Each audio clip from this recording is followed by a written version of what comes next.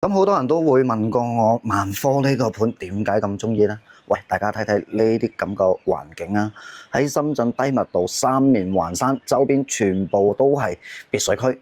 咁乜嘢叫做被逼營業呢？我呢種咪係咯，年初三已經要開始上班啦。今日咧嚟到寶安希城嘅萬科味蕾之光，亦都係咧深圳為數唔多低密度，而且係咧山景沿樓嘅一個大樓盤啦。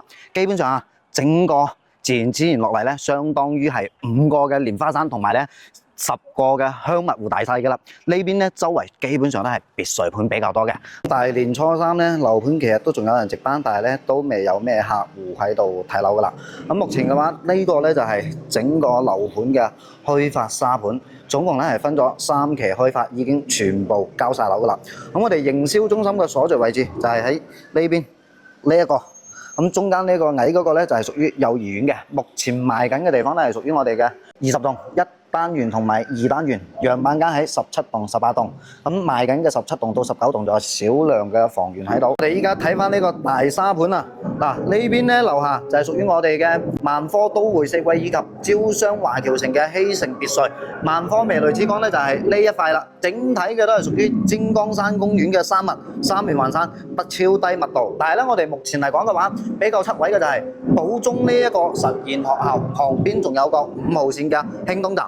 但係實際上嚟我哋樓盤嘅話，地鐵口差唔多都要成1.5公里左右。咁正如我啱先所講啦，距離地鐵口的確係要1.5公里嘅，但係咧我哋旁邊呢邊咧就有個公交總站，大概咧就係15分鐘左右嘅話，我哋就已經可以出到地鐵口噶啦。另外嘅話，去流堂大概係25分鐘，同樣咧我哋出到翻新啊，大概係半個鐘就可以啦。咁味蕾之光呢個樓盤咧，目前賣緊嘅咧係78平嘅，不過剩低仲有2套，都係屬於頂樓同埋鳳凰樓層啦。咁另外嘅就係80平嘅樹廳3房2衛同埋80平嘅南北通透3房2衛，另外最大嗰個咧就係98平，可以做到4房2廳2衛嘅啦。萬科呢個樓盤咧，品質裝修的確係冇得講嘅，總樓層23層小高層，2梯6戶嘅。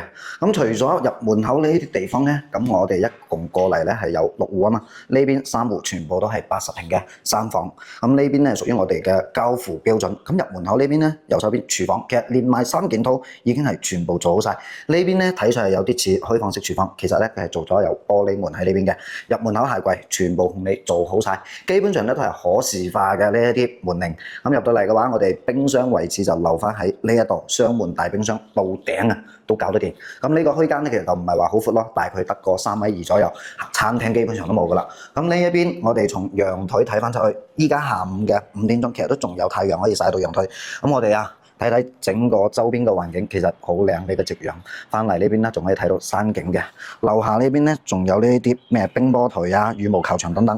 咁我哋入房間裏面睇睇佢整體嘅裝修啦。嗱，呢邊嘅話，我哋就係全屋嘅中央空調。咁呢個3房其實冇乜特色嘅，但係咧佢80平，佢可以做到咗3房2廳2衛，但係房間會比較細啦。咁整體嚟講，呢隻房型咧最多都係得7個平嘅啫。咁我哋呢邊衞生間其實做得算係比較大嘅啦，起碼做咗3段式分離啦。咁呢一邊咧，亦都係做咗乾濕分離嘅啦。咁我哋裡面嘅房間咧，其實都唔好抱有太大嘅想像啦。基本上房間都唔會話好大，但係咧上面一樣係有中央空調，全屋中央空調。咁買過嚟咧，直接買少少嘅傢俬，咁我哋就可以直接入住啦。咁主臥室其實係最大嘅一個賣點，兩邊佢都有窗口嘅，可以做到咗南北通透。嗱，咁我哋依家睇完咗交樓標準嘅，咁我哋依家咧係80平同樣嘅戶型樣板間嚟嘅。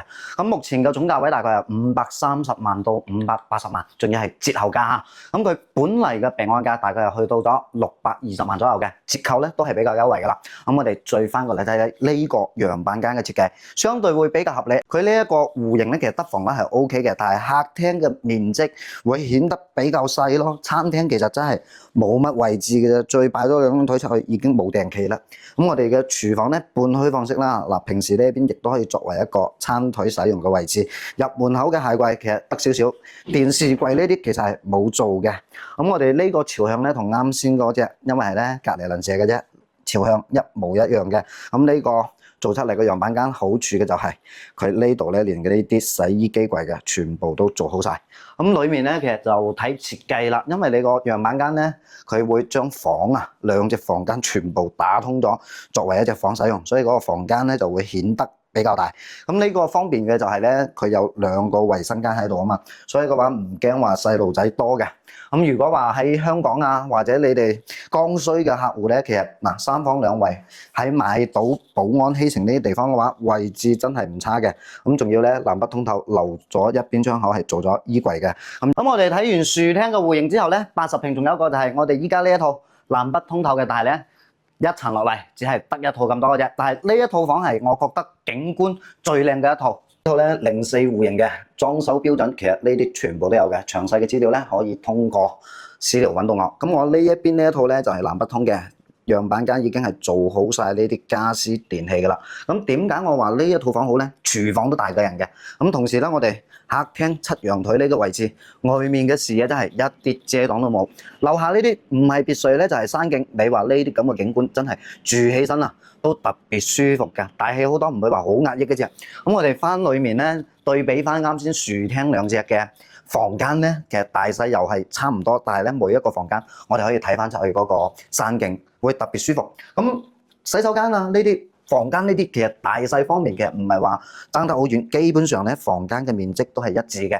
咁裝修嘅話亦都係一樣啦，全屋嘅空調全部都係交付嘅標準。咁我哋呢隻主臥咧，其實都係屬於南北通透㗎。咁我哋呢邊窗口咧都係睇翻出去我哋嘅山景，以及咧樓下嘅別墅，可以講真係冇遮擋。咁我哋呢一邊咧其實仲有個窗口，不過依家咧就係做咗衣櫃嘅。大家有冇覺得呢個房型有啲似曾相識咧？冇錯啦，同80平嘅其實差唔多，都係樹廳戶型，但係呢一套咧係98平嘅交付標準，屬於西南向，所以呢個光線特別好。咁我哋睇翻咧就係西南向，其實咧已經係屬於西偏南噶啦，接近係正西。但係咧呢個4房前面都係一樣冇任何遮擋嘅。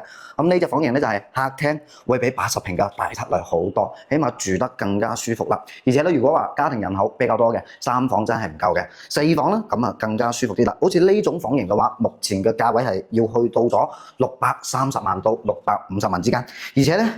4房啊，一層落嚟都只係得2套㗎咋。嗱，呢隻似我，其實仲有窗口喺呢邊嘅。依家嘅設計咧已經冇咗暗房㗎啦，全部嘅房間裡面都係有窗口嘅。